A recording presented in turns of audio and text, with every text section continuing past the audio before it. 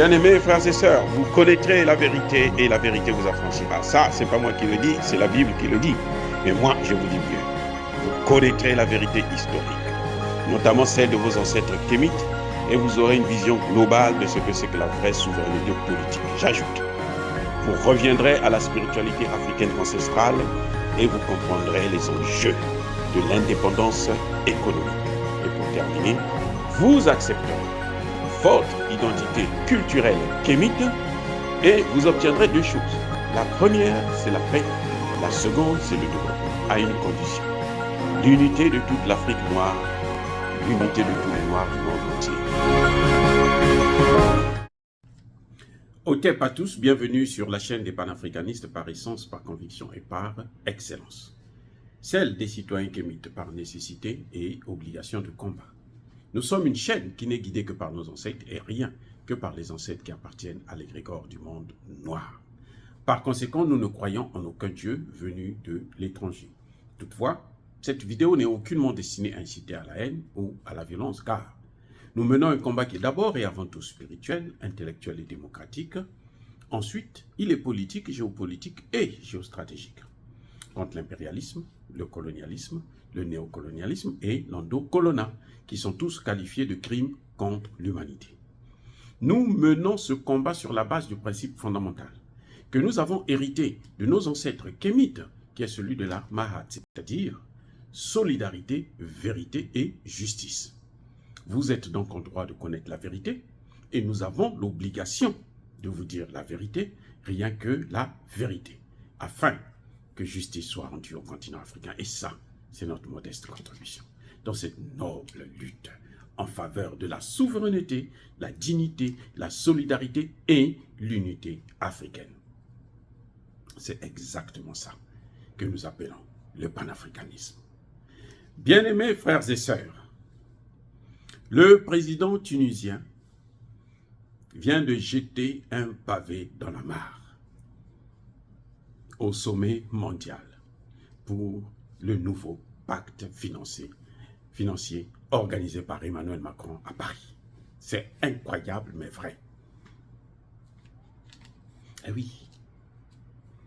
Le président tunisien Saïd vous dit que dans l'esprit, dans ce système-là, où il y a des grands et des petits, les grands ce sont donc les puissances de l'OTAN, les petits ce sont les pays du Sud.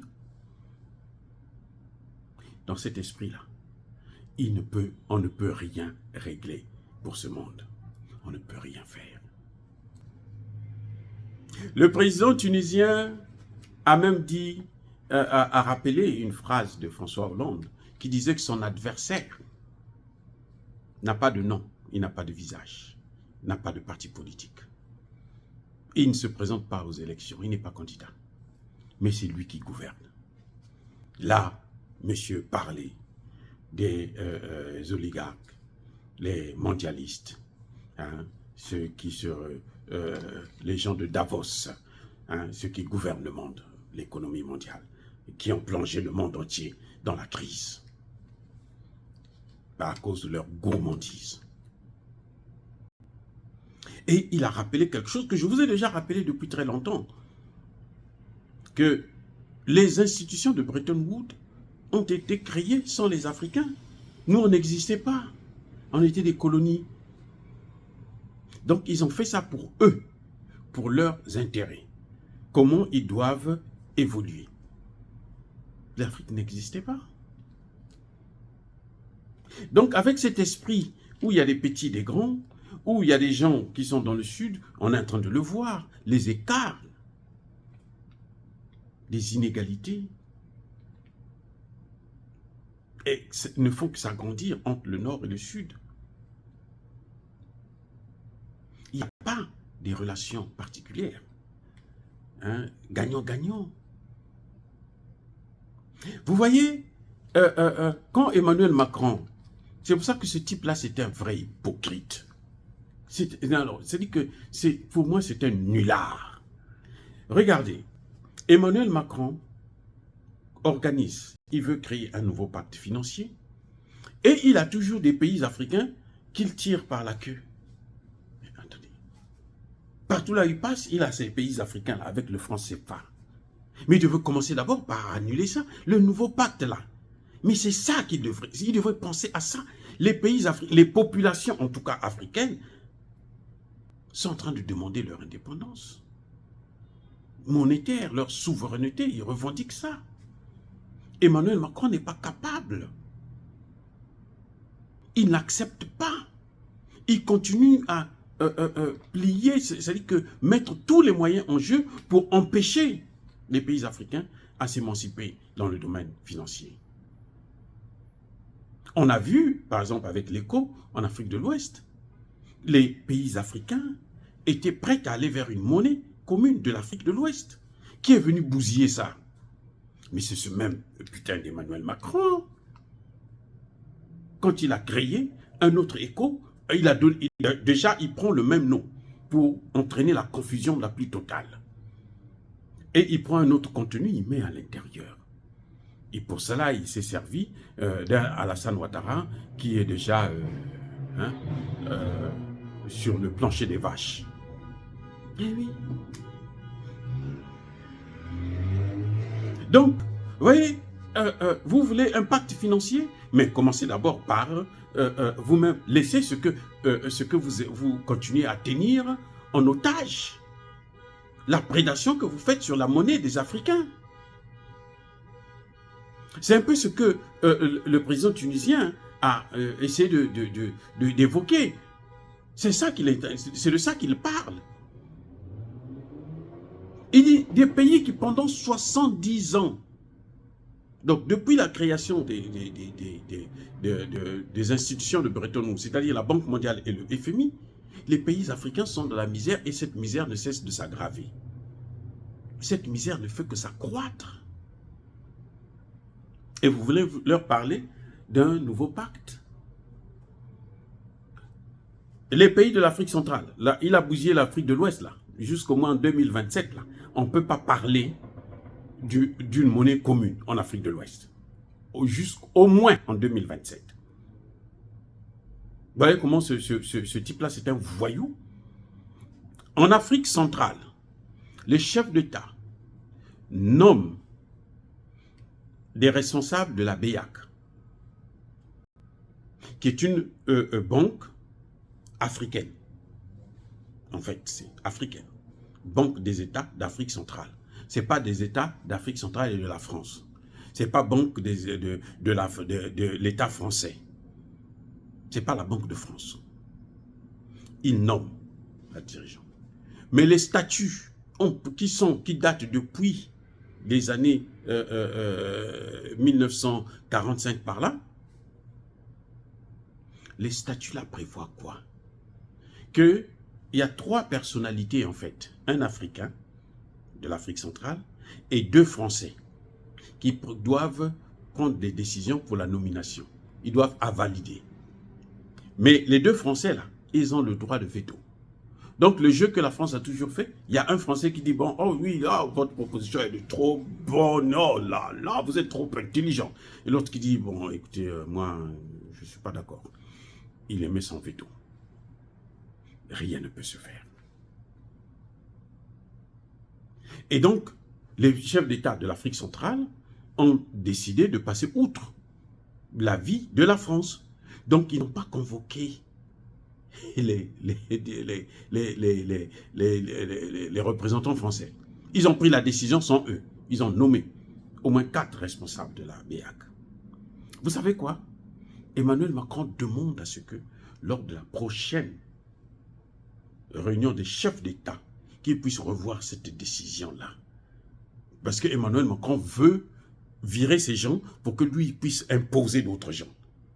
J'espère que les pays africains de l'Afrique centrale trouveront une très bonne occasion à ce moment de dire, bon, monsieur Emmanuel Macron, repart avec ta putain de monnaie de CFA là. Nous, on va créer notre propre monnaie. Comme ça, il aura une leçon inoubliable qu'il ne faut pas trop abuser de la confiance des gens. Ce n'est pas parce que les gens ne parlent pas, ils sont passifs, que tu vas te dire que, je peux faire de ce que je veux. Donc, le président tunisien l'a rappelé, on ne peut pas faire du nouveau avec du vieux. C'est comme si on mettait le bon vin, le nouveau vin dans les vieilles outres. Non, c'est pas possible, ça ne marche pas. Ça dit que le président tunisien m'a surpris. Et ça, vous n'allez pas entendre parler de ça sur RFI ou sur France 24. Non, non, non, non. Ça ne peut pas passer. Les consignes sont là. Ce sont comment dirais-je, des médias de propagande qui ne valent absolument à rien. Ils ne valent rien. Zéro. Je me demande pourquoi les Africains continuent à écouter cette chaîne. Nous, on l'écoute justement pour qu'on puisse vous apporter tout le temps le démenti. Mais les Africains qui sont en Afrique et autres là, qui sont là à nourrir ces voyous, ces idiots. C'est incroyable. Le président tunisien, mais alors il a été fantastique, ce monsieur. On ne peut pas. Il a pris l'exemple du Covid. Vous voyez, quand il y a eu le Covid là, qu'est-ce qui s'est passé? Les États-Unis ont utilisé la planche à billets pour fabriquer 9 milliards de dollars pour gérer la crise. L'Union européenne a utilisé sa planche à billets pour fabriquer 5 milliards de dollars. C'est ça que, quand vous entendez parler de droits de tirage spéciaux, c'est ça. C'est-à-dire que vous n'avez pas l'argent, vous n'avez pas l'équivalent d'or pour fabriquer la monnaie, mais la Banque mondiale et le FMI, qui sont vos institutions, leurs institutions, vous donnent le droit de fabriquer quand même des billets. Et l'Afrique? Non, l'Afrique n'a pas le droit de le faire. L'Afrique doit subir. Même si vous allez tous mourir, on s'en fout. Les Africains francophones, là, ils vont utiliser quelle planche à billets? Ils n'en ont pas. La planche à billets, elle est en France. Elle est dans les mains de Macron. Vous allez faire quoi? Vous devrez venir supplier Macron, qui ne va pas vous donner quelque chose de gratuit, non. Il va dire que c'est l'aide, nous vous aidons. Et les Français, vous savez, les Français, ils sont tellement naïfs aussi, les Français. En fin de compte, ils sont très naïfs. Parce que les Français ne savent pas que l'aide au développement, là, ce n'est pas l'aide au développement, c'est une dette. C'est de l'argent qu'on nous prête à taux réduit. Oui. Aucun Français, là. Vous allez rencontrer les Français dans la rue. Ils vont dire, oh, les pays africains, on les aide. Mais c'est pour ça que vous voyez que les gens comme les Marine Le Pen, les Zemmour prospèrent. Parce que quand ils viennent dire que non, les Africains, là, c'est une charge pour nous, les imbéciles qui sont en France croient que c'est la vérité parce qu'on ne leur dit pas la vérité. RFI ne dit pas la vérité. France 24 ne dit pas la vérité. TV5, c'est pareil. Voilà les conditions. En tout cas, le président tunisien a dit, mais on ne peut pas. D'ailleurs, il a rappelé la responsabilité des puissances occidentales. Et ça, c'était intéressant. Il n'a pas cité le mot, mais moi, je parlerai de l'esclavage, de la colonisation. Eux, ils ont aussi subi la colonisation, ils n'ont pas subi l'esclavage, parce que l'esclavage, ce sont eux qui ont produit ça. C'est pour ça, d'ailleurs, qu'ils ont payé le prix avec la colonisation. Bref, le président tunisien a dit, mais attendez, il y a la colonisation, vous avez les responsabilités, est-ce qu'on a établi les responsabilités? Il n'arrive même pas, ne serait-ce qu'à s'excuser. Vous savez à quel point ils sont méprisants, ces gens? Ils n'arrivent même pas à s'excuser. Mais si nous demandons le dédommagement, qu'est-ce qu'ils vont faire? Ils ne peuvent pas accepter ça. Voilà des gens comme ça qui vous appellent, qui appellent les pays africains, ils vont vous dire, bon, on va créer un fonds d'investissement pour vous aider à vous développer, pour vous aider à traverser cette période de transition écologique, pour vous aider à protéger vos forêts. L'Amazonie, là, ce sont eux qui ont détruit l'Amazonie. Ce n'est pas les Africains. Notre forêt, là, le bassin du Congo, là, il est toujours là. Il produit toujours. Eh oui. Maintenant, ils veulent nous dire, n'utilisez pas la forêt. Désormais, ceux qui sont les pygmées qui habitent dans les forêts, là, il faut sortir, venir en ville. Mais vous vous débrouillez, hein. ils veulent faire des clochards dans leur propre pays, alors qu'ils ont la terre. Ça leur appartient. Et vous allez voir, ils vont envoyer des hommes d'affaires, des oligarques, aller acheter maintenant des forêts en question, comme ils ont fait en Ukraine. Vous savez, le Donbass, là, a été acheté par les Américains. Le Donbass, là, n'appartenait pas aux Ukrainiens. Les Américains avaient tout acheté. Et c'est ce qu'ils veulent faire aussi en Afrique. Surtout qu'il y a des chefs d'État qui, pour 1 milliard, ils deviennent fous. Ils deviennent fous. Ils s'affolent pour 1 milliard. Donc, dans ces conditions, il ne peut pas avoir un renouveau. Il ne peut pas avoir un nouveau pacte. Tout ce que vous avez vu là à Paris, là, pendant ces 2 derniers jours-là, c'est la comédie. C'est du cinéma. On se moque encore des Africains. Emmanuel Macron cherche à redorer son blason. Il cherche à se donner bonne conscience. Il cherche à manipuler son propre peuple en disant que non, moi j'ai le statut d'une grande personne, d'un homme influent au niveau international, alors qu'il ne vaut absolument rien. Il ne vaut absolument rien. Quels sont les grands chefs d'État que vous avez? Vous avez vu Joe Biden là-bas? Vous avez vu Xi Jinping là-bas?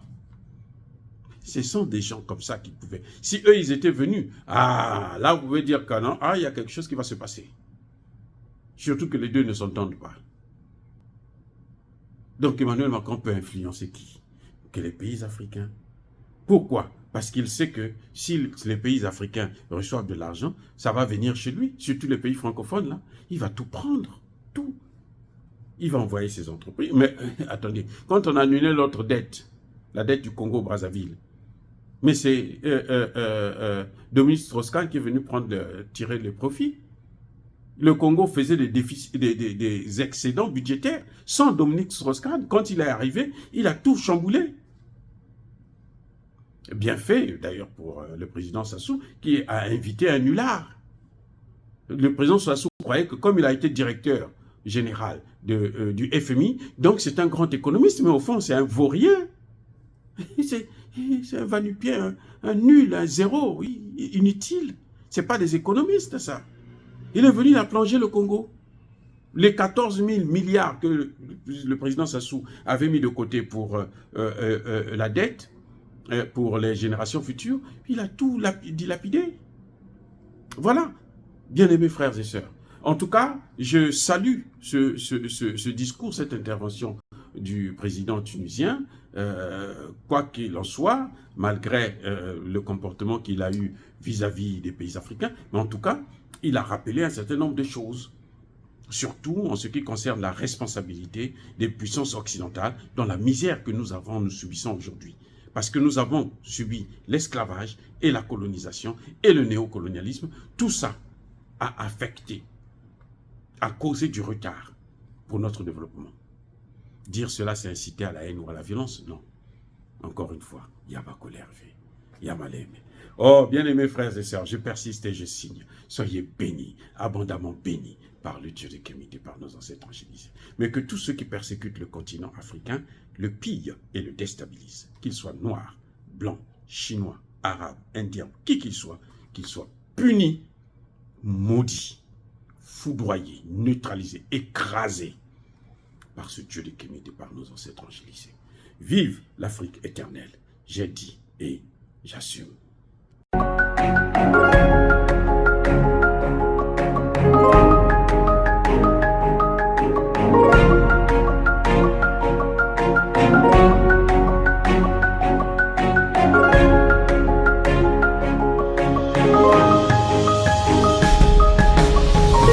Eux, ils marchent par la foi et non par la vue.